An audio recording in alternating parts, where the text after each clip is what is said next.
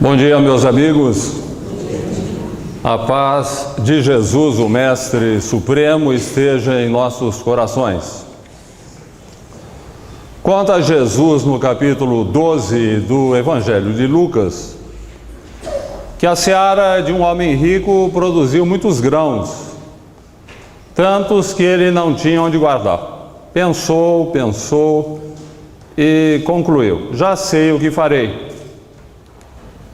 Derrubarei os velhos celeiros, construirei outros maiores, neles depositarei toda a minha fortuna. Depois direi à minha alma: agora descansa e goza. Tens à tua disposição muitos bens para muito tempo.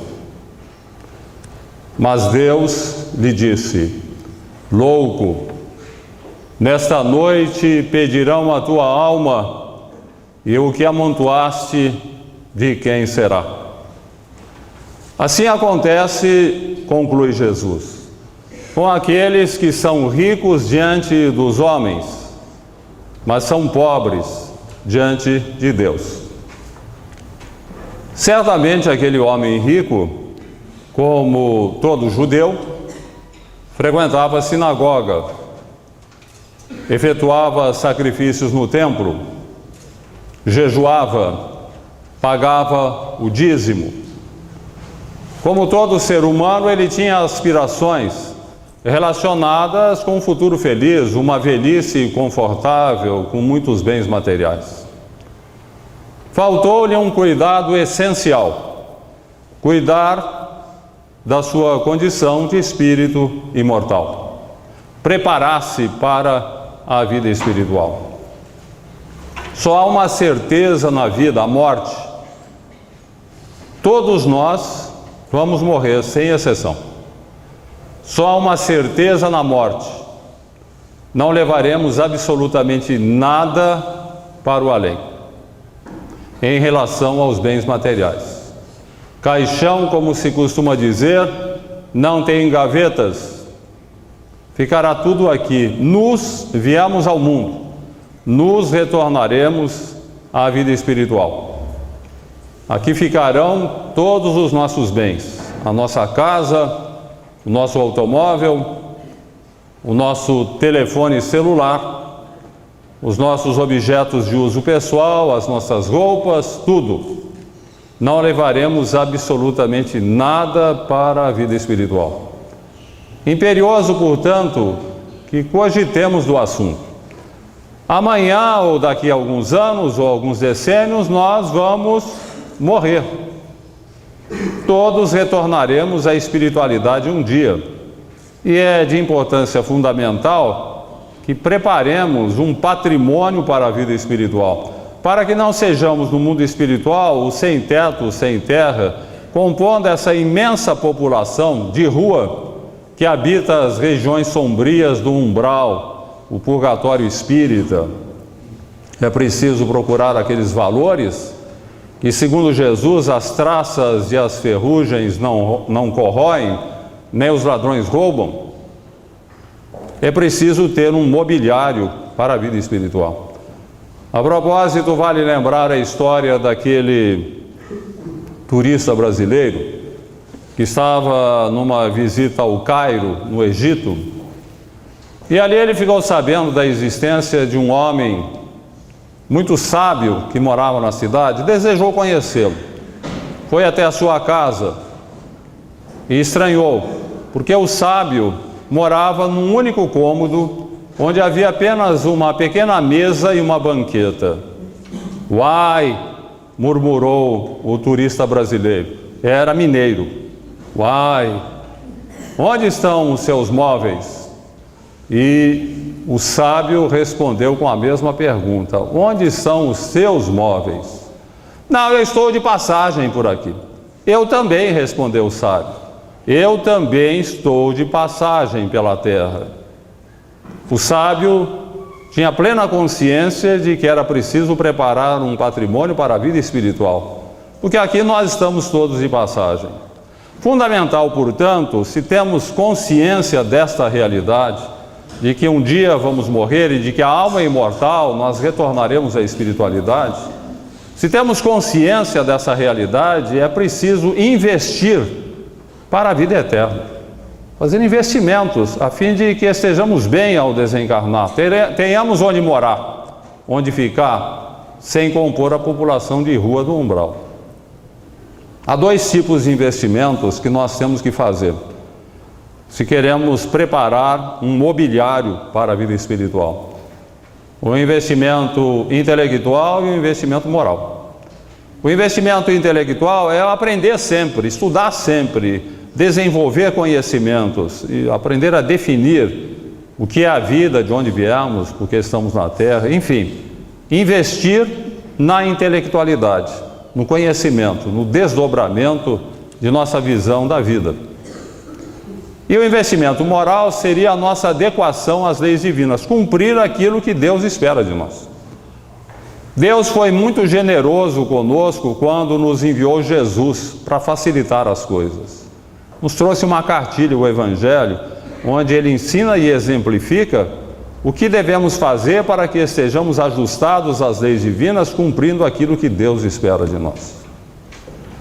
Com o desenvolvimento intelectual, conquistamos a sabedoria. Com o desenvolvimento moral, conquistamos o amor, que é a lei suprema de Deus.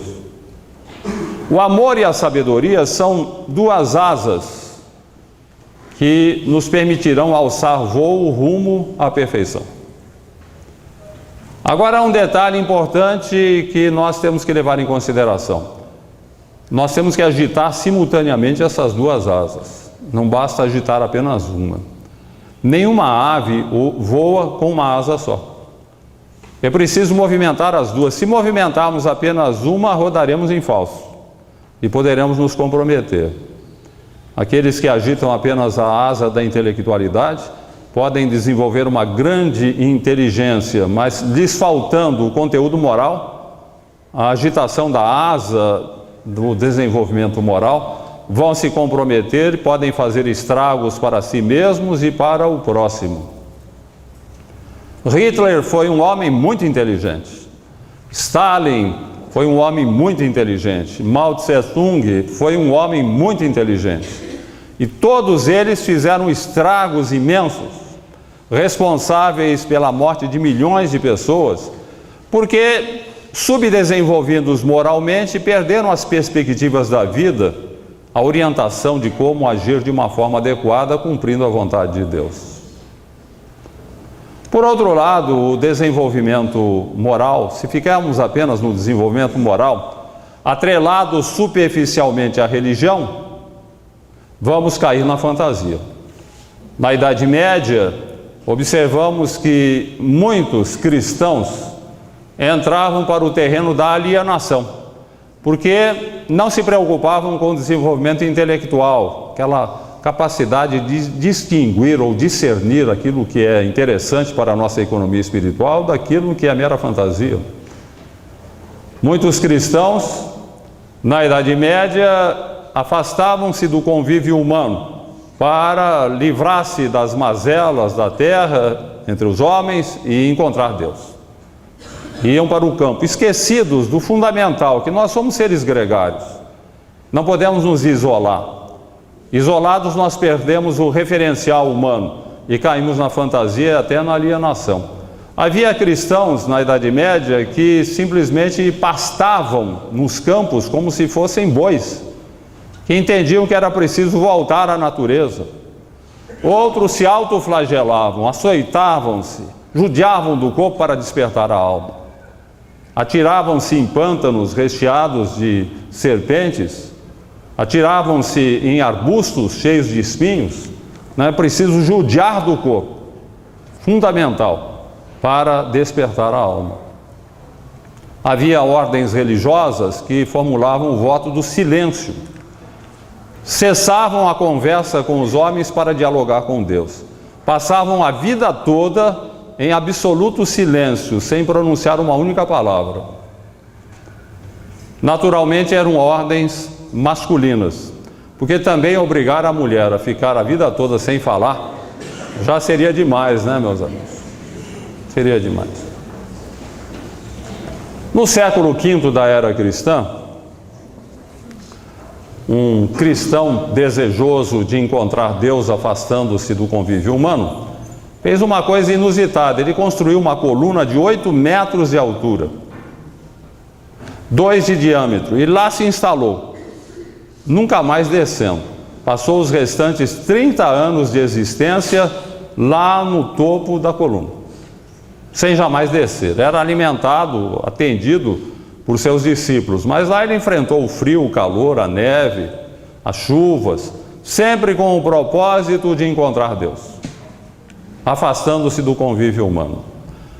Quando ele morreu 30 anos depois de passar 3 décadas lá no topo daquela coluna, ele foi canonizado, foi transformado em santo, recebeu o título beatífico de São Simeão, o Estilita. Se hoje alguém tentasse semelhante proeza, certamente seria conduzido ao manicômio. O que significa que o pensamento religioso das igrejas tradicionais tem evoluído. Católicos e evangélicos, protestantes, têm hoje na sua teologia alguma coisa de mais racional, mais lógico, tanto que não se admite um comportamento dessa natureza. O Espiritismo nos faz uma revelação muito interessante relacionada com o assunto. Nos diz que nós estamos em processo de evolução, estamos desenvolvendo as nossas potencialidades morais e intelectuais na Terra rumo à perfeição. Somos seres perfectíveis. E o Espiritismo nos diz uma coisa interessante: ninguém retrograda. Isto é, ninguém evolui, ninguém volta para trás. A ideia da metempsicose, segundo a qual o indivíduo pode reencarnar como animal, é totalmente fantasiosa e infundada, não tem nada a ver com a realidade. Ninguém vai reencarnar como uma hiena, como um gorila, como uma cobra, embora muita gente bem o merecesse, né? Muita gente que mereceria reencarnar assim. Mas a evolução é daqui para frente. É uma bênção de Deus que os nossos patrimônios adquiridos jamais serão perdidos. Nós não retrogradamos. Alguém poderia até contestar, dizendo que há indivíduos que revelam um nítido retrocesso no seu comportamento. Aquele cidadão que era muito honesto, cumpridor de seus deveres, um dia ele entra para a política, elege-se deputado e imediatamente começa a roubar. O que, aliás, é raro no Brasil, né? Muito raro. Não houve uma involução, ele não retrogradou no seu comportamento. Aquela senhora cumpridora de seus deveres, cuida bem do marido, dos filhos, um belo dia foge com o vizinho. Não houve um retrocesso? Ou aquele cidadão que era muito calmo, tranquilo, incapaz de ofender a uma mosca, um belo dia ele fica extremamente irritado, agride violentamente alguém que homenageou a senhora sua mãe, atribuindo-lhe aquela profissão pouco recomendável. Não houve aí um retrocesso? O espírito não retrogradou? Não, ele apenas revelou que por baixo do verniz social ainda há um indivíduo, um espírito cheio de imperfeições, de mazelas, como aliás é uma característica do ser humano. Agora, o mais importante nessa história: se ninguém retrograda, se não há retrocesso evolutivo, nós temos multidões, isso é importante. Nós temos multidões na Terra literalmente estacionárias. O Espiritismo também nos fala isso. O cidadão estaciona. Quando é que ele estaciona? Quando deixa de aprender, de interessar-se pela leitura, pelo desenvolvimento intelectual, e quando deixa de lutar contra as suas imperfeições, procurando aprimorar-se moralmente. Isso costuma acontecer depois dos 60 anos, quando garantido o sustento diário pelos proventos de aposentadoria ou pelos investimentos feitos, o cidadão sente-se plenamente eximido de qualquer esforço, qualquer trabalho, qualquer aprendizado. Ele entra em ritmo de marca-passo.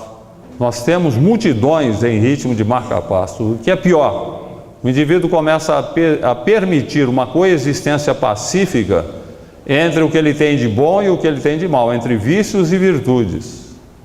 Ele antes ainda se preocupava, agora ele vai levando, não tem preocupação nenhuma. Deus foi muito sábio quando estabeleceu limites à existência humana por volta de 80 a 100 anos.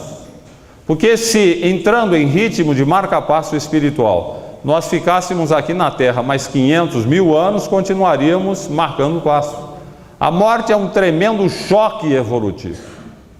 Ela joga o cidadão em regiões umbralinas compatíveis com a sua inércia, e lá ele tem um choque, ele vai despertar, ele vai acabar compreendendo que não pode ficar parado, que nós temos que evoluir, que a vida é um processo de aprendizado e aprimoramento permanente. O ritmo da vida é esse.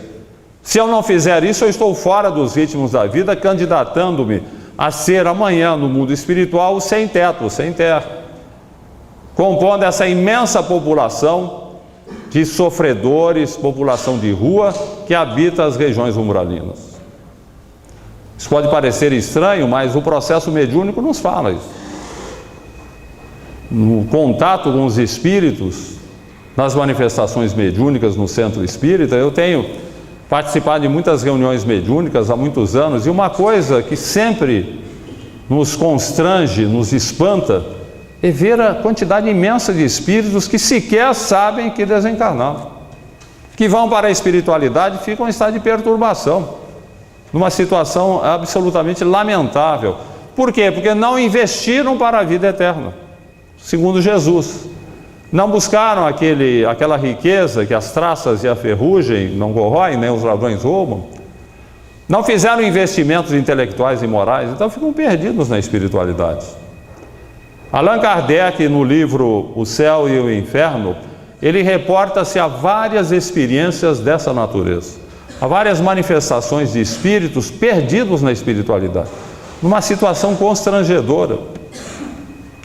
Há uma manifestação que deve merecer a nossa atenção, é de um ancião, que ele dirige-se à sua neta, dizendo-lhe que lamentava muito o tempo que perdera na terra.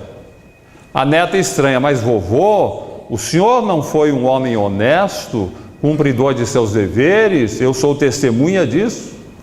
A resposta desse espírito deveria estar inscrita na nossa consciência, para lermos todos os dias. Minha querida neta, diz ele, não basta ser honesto aos olhos dos homens, é preciso ser honesto aos olhos de Deus. Ser honesto aos olhos dos homens até que não é tão difícil. Pagar as contas em dia, não ter título protestado, não ter o nome no Serasa. Mas para ser honesto aos olhos de Deus é preciso muito mais que isso. É preciso aproveitar o tempo que o Senhor nos concede no aprendizado incessante, no combate sistemático às nossas imperfeições, para que efetivamente estejamos aproveitando as oportunidades de edificação da jornada humana e nos preparando para um futuro glorioso na espiritualidade, e não um futuro de tormentos. André Luiz, no livro Nosso Lar, ele tem uma observação também muito importante a esse respeito. Depois de atravessar as regiões umbralinas e sofrer muito nesse purgatório espírita por não ter se preparado para a vida espiritual, André Luiz, no livro, ele faz a seguinte observação, uma advertência a todos nós. Ah, irmãos da terra, quantos de vós poderíeis evitar o caminho da amargura com o preparo dos campos interiores do coração? Acendei as vossas luzes para atravessar a grande sombra. Buscai a verdade antes que a verdade vos surpreenda. Suai agora, para não chorardes depois. Mas por que, pergunta-se, essa dificuldade tão grande que temos para perseverar nos bons propósitos? Por que essas tendências inferiores que caracterizam o ser humano? Porque, como diz o apóstolo Paulo, o bem que eu quero eu não faço e o mal que eu não quero, esse eu faço? É que estamos mais perto do início do que do fim, mais perto da animalidade do que da angelitude. Viemos dos seres irracionais, fomos um princípio espiritual que animava os seres inferiores da criação. Fizemos um trânsito durante milhões de anos da animalidade instintiva para a humanidade. Compete-nos caminhar da humanidade para a angelitude. Só que nós estamos ainda mais perto da animalidade. E esse processo noite eterna das origens, no turbilhão de todas as vertigens, em 1000 transmutações fundas e enormes. No silêncio da mônada invisível, do fundo e negro abismo, tétro e horrível, vitalizando corpos multiformes. Sei que evolvi, e sei que sou oriundo do trabalho telúrico do mundo da terra no imenso e vultoso abdômen. Sofri desde as intensas torpitudes das larvas microscópicas e rudes, a infinita desgraça de ser homem. Na terra fui apenas terrível presa, simbiose da dor e da tristeza durante penosíssimos minutos. A dor, essa tirânica incendiária, abatia a minha vida solitária, como se eu fora bruto entre os mais brutos. Depois voltei desse laboratório, onde me revolvi como infusório, como animálculo medonho, obscuro, até atingir a evolução dos seres conscientes de todos os deveres, descortinando as luzes do futuro. O poema vai longe, belíssimo, um dos mais belos do livro Parnaso de Além-Túmulo. Faz pensar. Ali, Augusto dos Anjos fala do processo. Nós animamos os seres inferiores da criação. Estamos em processo de desenvolvimento rumo à angelitude, mas mais perto do início. Enquanto transitávamos, esse é um detalhe importante também, enquanto transitávamos pela animalidade inferior, conduzidos pelo instinto, nós éramos egocêntricos. O princípio espiritual, ele é egocêntrico, ele vive em função de si mesmo, até por uma questão de necessidade evolutiva para perpetuar a espécie. Então, desde o reino vegetal ao reino animal inferior, a gente nota o princípio espiritual preocupado apenas com o próprio bem-estar. É um egocentrismo necessário nesse estágio. Então, esse egocentrismo, digamos que foi o barco que nos permitiu atravessar o pântano da inconsciência. Mas agora nós estamos na planície da razão. Esse barco está atrapalhando. Nós não podemos carregá-lo sobre os ombros. É preciso deixar o egocentrismo, que se manifesta no comportamento egoístico. Por isso nós estamos na Terra, um planeta de provas e expiações, onde a dor, a dificuldade, os dissabores, tudo atua em conjunto como uma lixa grossa, que desbasta as nossas imperfeições mais grosseiras e nos leva a acordar para as realidades da vida. Então nós vivemos na Terra em um planeta de provas e expiações. E as pessoas perguntam, o que é prova e expiação? Qual a diferença entre um e outro? Bem, vamos dizer que provação é aquela experiência escolhida pelo espírito ao reencarnar. Ele escolhe que quer passar por determinados problemas e dores e dissabores para superar as suas próprias limitações e se reajustar perante as leis divinas. Digamos que é o criminoso que andou praticando muitos crimes, fez muita coisa errada e de repente ele chega à conclusão de que precisa mudar de vida. Ele entrega-se às autoridades.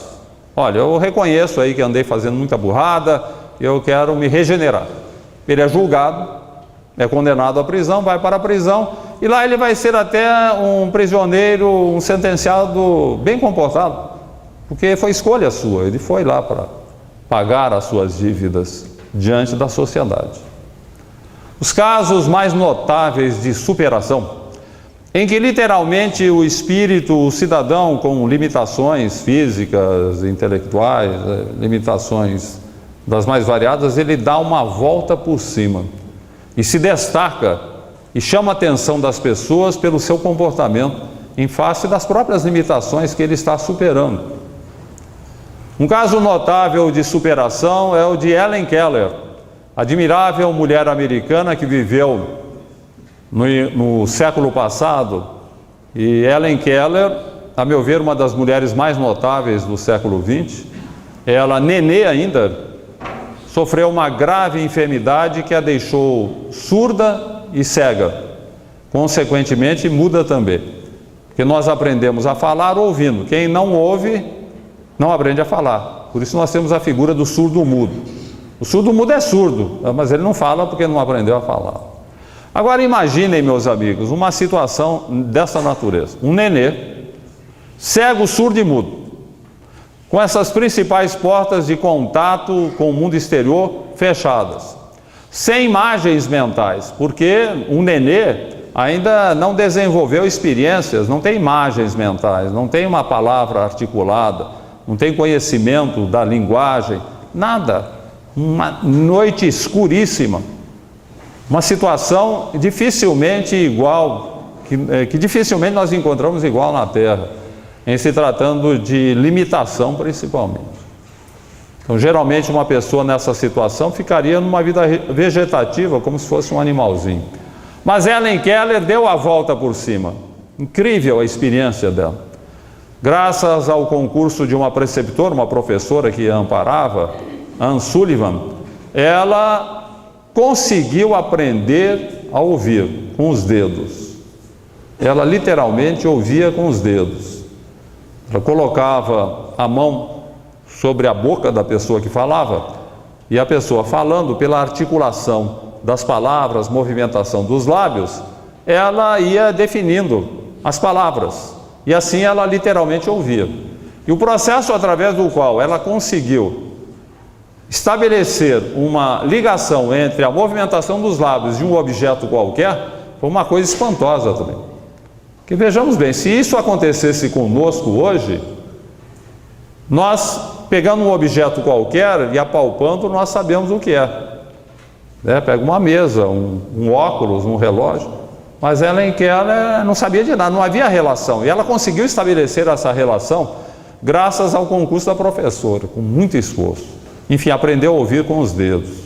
Outro prodígio, logo em seguida ela aprendeu a falar, usando também o método de aprender a falar com os dedos. Porque ela, colocando a mão sobre a boca da pessoa e a pessoa articulando as palavras com a movimentação dos lábios, ela foi imitando essa movimentação, a entonação da voz, foi imitando também o fluxo de ar que sai para movimentar as cordas vocais, e ela, prodígio dos prodígios, aprendeu a falar. A partir daí ela se alfabetizou, aprendeu a linguagem a leitura dos cegos, o método Braille, foi para a escola, formou-se, tornou-se escritor e conferencista. Um negócio realmente incrível. Ela fazia palestras, naturalmente falando com uma certa dificuldade, alguém que nunca ouviu um som, né, aprender a falar, mas ela falava, fazia palestras motivacionais, procurando demonstrar aos deficientes, de um modo geral, deficientes físicos principalmente, que é possível dar a volta por cima, ninguém deve se entregar. No livro Minha Vida de Mulher, ela escreveu alguns livros, tem uma observação muito importante dela. Ela diz assim: ninguém sabe melhor do que eu o que são as angústias proporcionadas pelos defeitos físicos. Não é verdade que eu nunca esteja triste, mas há muito aprendi a não me queixar. Mesmo o ferido de morte deve empenhar-se por manter os seus dias com alegria, por amor dos outros. Eis para que serve a religião: infundir-nos a coragem de enfrentar com otimismo e boa vontade os percalços da existência humana. Admirável Helen Keller, admirável mulher. Ela nos faz nos sentirmos muito pequenos quando lemos a sua biografia. O quanto, às vezes, por problemas tão simples, coisas tão corriqueiras, nós nos sentimos o coitadinho, né? Achamos que o mundo está contra nós e nos sentimos infelizes. Uma lástima. Aquele que se sente o coitadinho, ele vai ser profundamente infeliz, ainda que a vida lhe atenda a maior parte das suas reivindicações. Ninguém deve sentir-se o coitadinho, não. Nós somos todos filhos de Deus, criados para a perfeição. Se enfrentamos situações difíceis na terra, é porque necessitamos delas, para que possamos acordar em relação aos objetivos da existência humana. E há as expiações. A expiação envolve os mesmos problemas, dificuldades e sabores do espírito em provação. Com um detalhe, ele vem meio na marra, são coisas impostas a ele. Ele é aquele criminoso que andou fugindo da polícia, andou praticando muitos crimes, fazia muitas coisas erradas, sem se arrepender. Um dia a polícia o apanha, ele vai a julgamento e vai para a prisão. Reencarna, com limitações variadas, com problemas variados, para que ele possa ressarcir-se diante das leis divinas. Só que há uma diferença: o espírito em expiação, ele se rebela, ele não aceita, ele vem na marra. Aquele criminoso está sempre querendo fugir da prisão. Então aquele cidadão que nasce num meio pobre, miserável, uma situação difícil, ele foi um homem poderoso, rico, senhor da vida e da morte sobre muita gente, hoje ele não se conforma de estar naquela situação de penúria em que se encontra para conter os seus impulsos inferiores.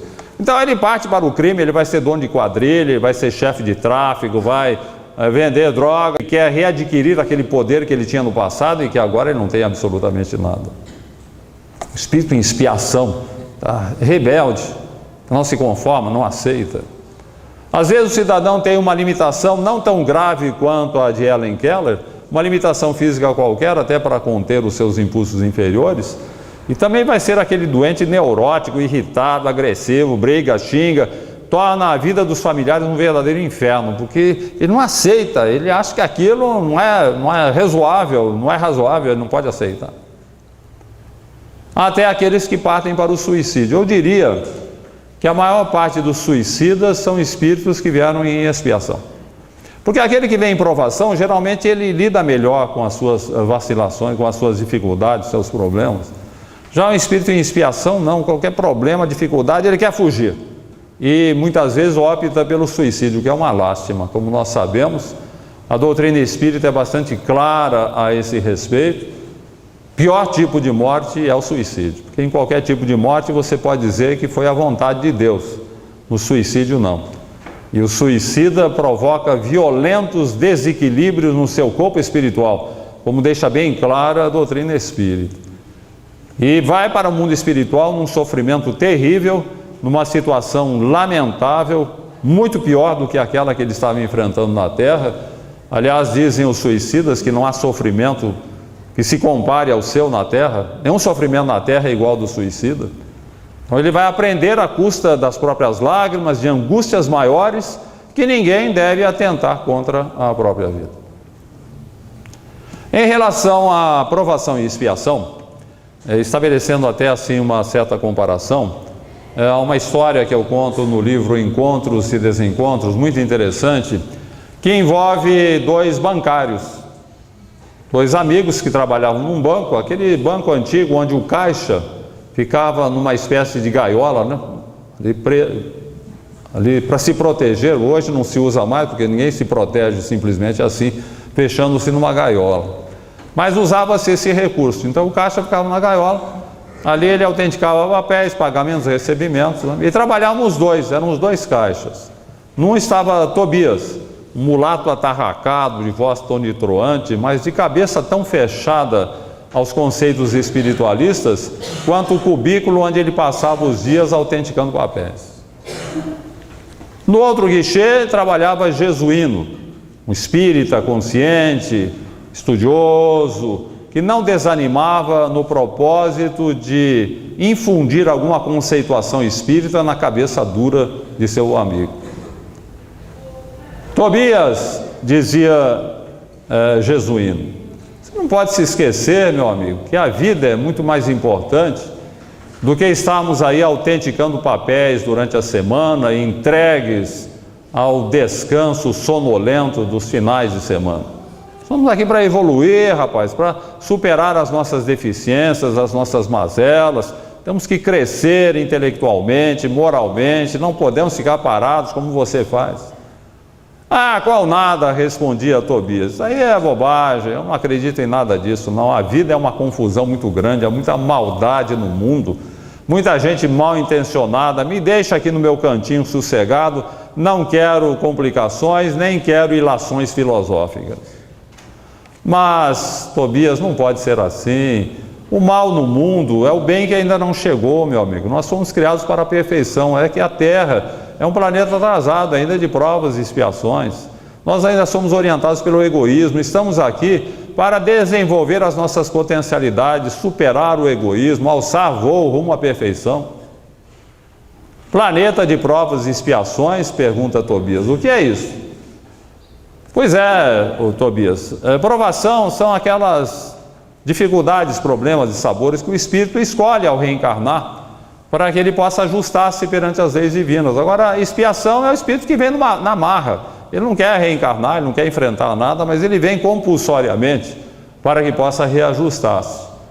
E Tobias ria da conceituação de Jesuíno. Mas que bobagem, ô Jesuíno, eu não acho que nós somos espíritos perfectíveis, não. Na verdade, nós somos espíritos com defeito de fabricação. Não tem nada dessa de estar caminhando para a perfeição. Nós temos muitas deficiências, o homem é um ser muito mau. E assim passavam-se os dias sem que Tobias despertasse para as realidades espirituais, não obstante a argumentação bem fundamentada do amigo. Um belo dia à tarde, ao encerramento do expediente, Tobias chamou o Jesuíno. Jesuíno, por favor, vem aqui no meu caixa. Jesuíno entrou no caixa e, que é isso, Tobias? Você está pálido, ficou branco, até mudou de cor, o que aconteceu? Não brinque, eu estou com uma diferença astronômica no meu caixa, equivalente a 6 meses de salário. Já procurei, não encontro, me ajude, por favor.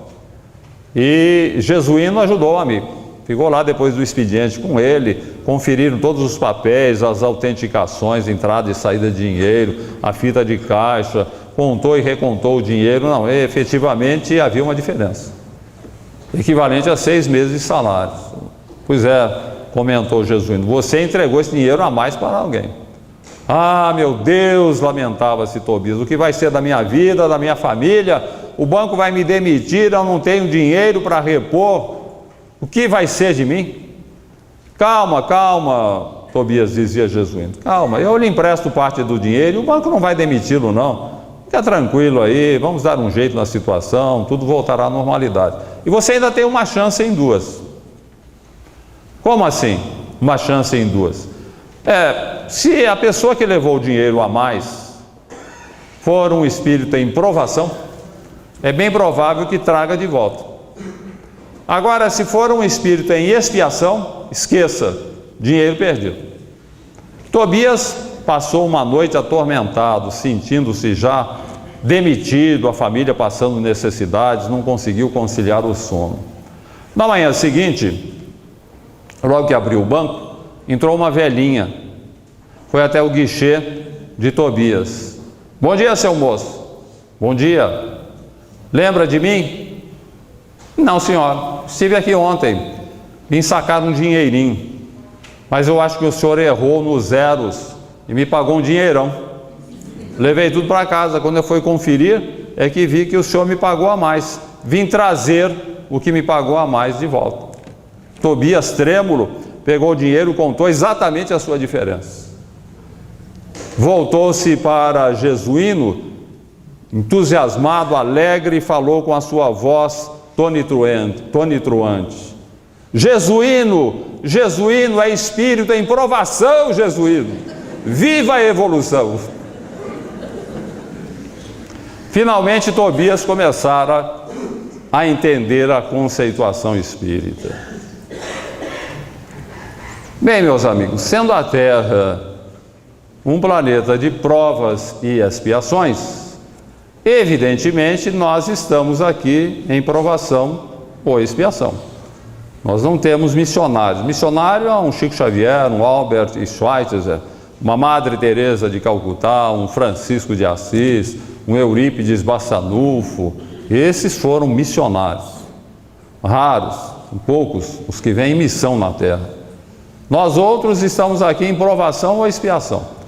Seria até interessante, suponho, que tentássemos definir, até para uma posição a ser tomada, qual é a nossa condição, hein? Já pensaram, nós estamos aqui em provação ou expiação? Vamos fazer um teste. Eu preparei um teste bem simples para termos uma ideia se estamos em provação ou expiação. Teste feito de algumas questões do cotidiano que nós vamos grafar ou A, provação, ou B, expiação. Diante da morte de um familiar, espírito em provação, seja feita a vontade de Deus. Espírito em expiação, mas por que Deus fez isso comigo? Diante de uma doença grave, Deus me dará forças para enfrentar. Espírito em provação, espírito em expiação, não suporto este sofrimento. Diante da perspectiva da própria morte, espírito em provação, entrego-me aos cuidados dos bons espíritos. Espírito em expiação, resistirei até o último suspiro. Diante da dificuldade de uma prova escolar, espírito em provação, estudarei mais. Espírito em expiação, farei uma cola. Diante de um desastre financeiro, espírito em provação, começarei uma vida nova. Espírito em expiação, a minha vida acabou. Diante de um amor não correspondido, espírito em provação, respeito os seus sentimentos. Espírito em expiação, farei um sortilégio de amor. Diante de uma desilusão sentimental, levar um fora. Espírito em provação, Deus é Pai, aprenderei a viver sem Ele. Espírito em expiação, Deus é Pai, Ele há de pagar. Diante de desentendimento com alguém, peço desculpas. Espírito em provação, espírito em expiação, a culpa é sua. Diante de prejuízos causados a alguém, espírito em provação, assumo a minha culpa. Espírito em expiação, pegarei até o fim. Diante de um motorista imprudente que quase provoca um acidente, espírito em provação, Deus o ilumine. Espírito em expiação, o diabo o carregue.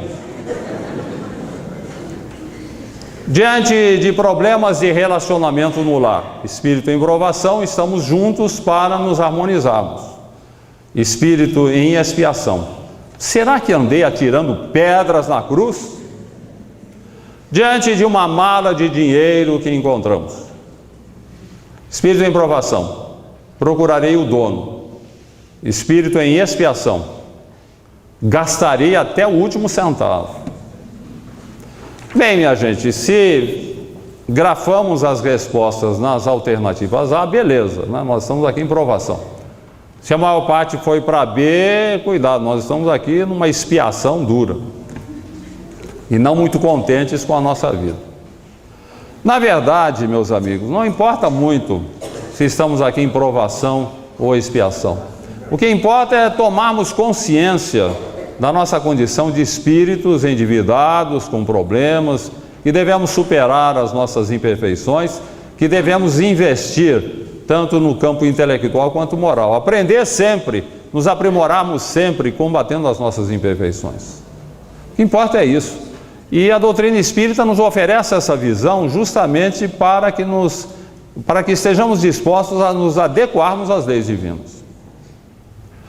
Uma coisa importante, a justiça brasileira, ela determina hoje que o prisioneiro pode reduzir a sua pena na prisão se ele estudar e trabalhar, que eu acho uma coisa ótima. O preso vai estudar na prisão, vai trabalhar, e com isso ele vai ter mais facilidade quando sair da prisão para se reintegrar na vida social. Muito importante.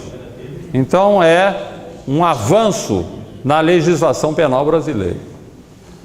E é interessante notar que essa legislação penal brasileira, ela imita a justiça divina. Porque a justiça divina também é assim. Ela prevê que tenhamos a redução da pena, a que nós sejamos sujeitos aqui na Terra, desde que dispostos a estudar e trabalhar.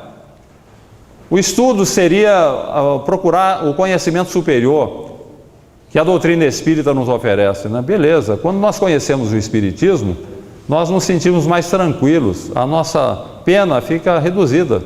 Porque o pior de uma pena é você se sentir preso. Agora, se você não se sente preso, consciente de por que está enfrentando uma situação, beleza. Por que Jesus anunciou o Consolador prometido que ele mandaria mais tarde? E por que o Espiritismo se apresenta como o Consolador prometido por Jesus? Exatamente por isso.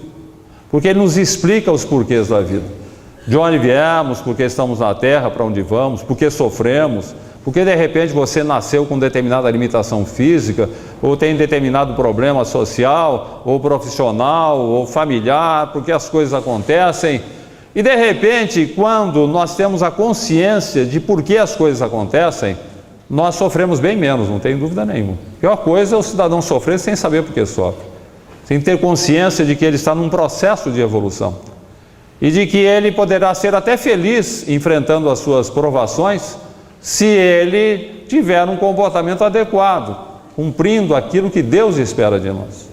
Neste particular, o conhecimento espírita é insuperável, não há nada melhor do que o Espiritismo para nos consolar e para nos ajudar a valorizar as nossas experiências, procurando fazer o melhor. E vivendo felizes, já que a felicidade não está subordinada à satisfação de nossos desejos diante da vida, e sim ao desejo de compreendermos o que a vida espera de nós. Então eu posso perfeitamente ser feliz tendo limitações variadas, porque eu estou cumprindo o que Deus está esperando de nós. Isso é fundamental. E o trabalho, especificamente o trabalho no campo do bem, amortiza os nossos débitos.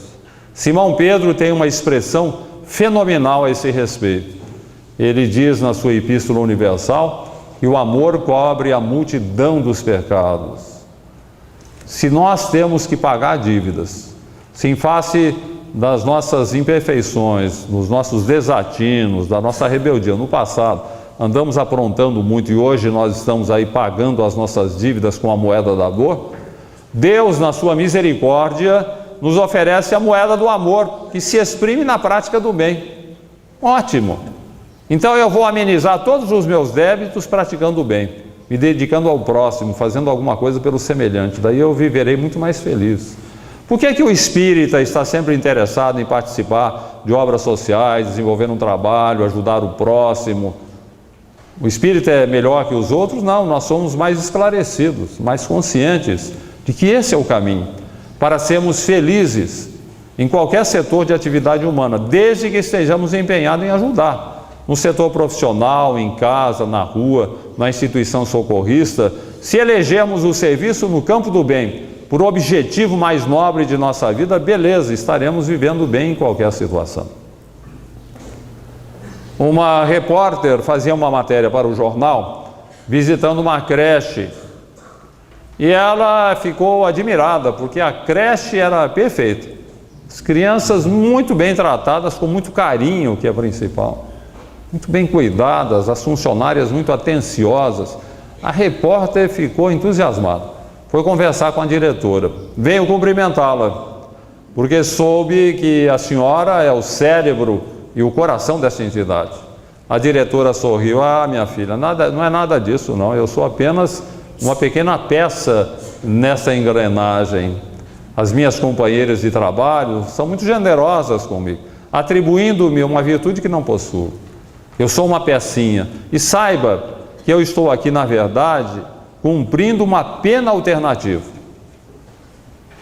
Pena alternativa, comentou a repórter. Não posso imaginar a senhora tendo problemas com a justiça da terra. Ah, minha filha, com a justiça da terra não, mas com a justiça divina eu reencarnei com vários problemas.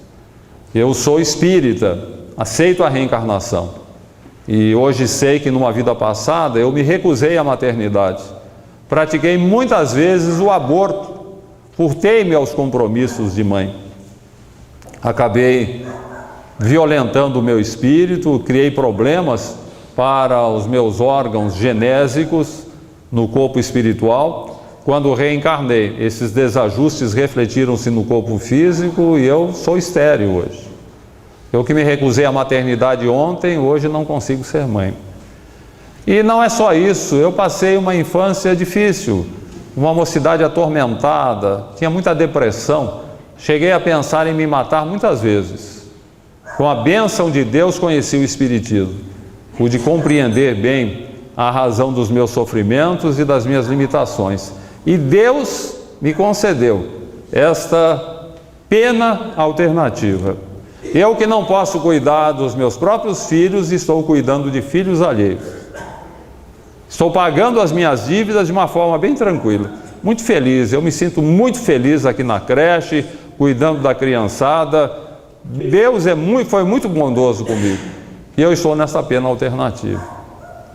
Abençoada a doutrina espírita, que nos oferece condições para entender bem os enigmas do sofrimento humano, proporcionando-nos assim uma visão bem ampla de onde viemos, porque estamos na Terra, para onde vamos, porque sofremos, porque enfrentamos problemas.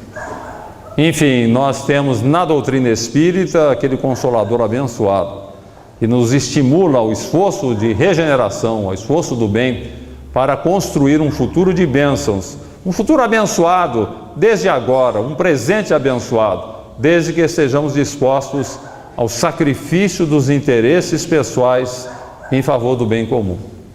Fala-se muito das marcas do Cristo, né? Costuma-se apresentar Jesus de mãos marcadas, né, na cruz, uma imagem até um tanto mórbida.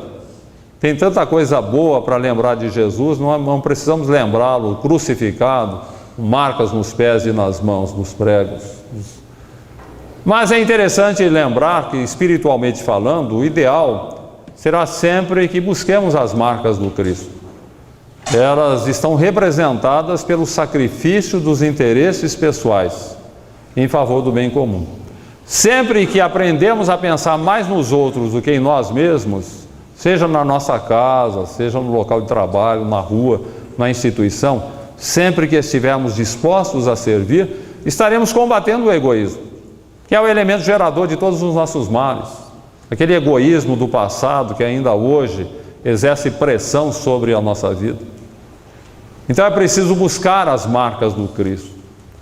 E sem dúvida alguma, muitos de nós, no plano espiritual, quando nos preparávamos para a presente existência, teremos elevado o pensamento em oração, dizendo assim: Senhor, quando me deres o privilégio do renascimento no berçário do mundo, entre as necessidades que apresento e aquelas que não vejo, eis, Senhor, o desejo em que dia por dia me aprofundo.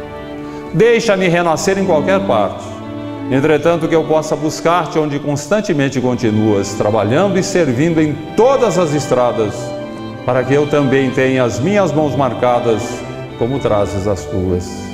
Quanta ilusão em que me debatia, crendo que o desespero fosse prece, a rogar-te alegria e segurança, sem que eu nada fizesse.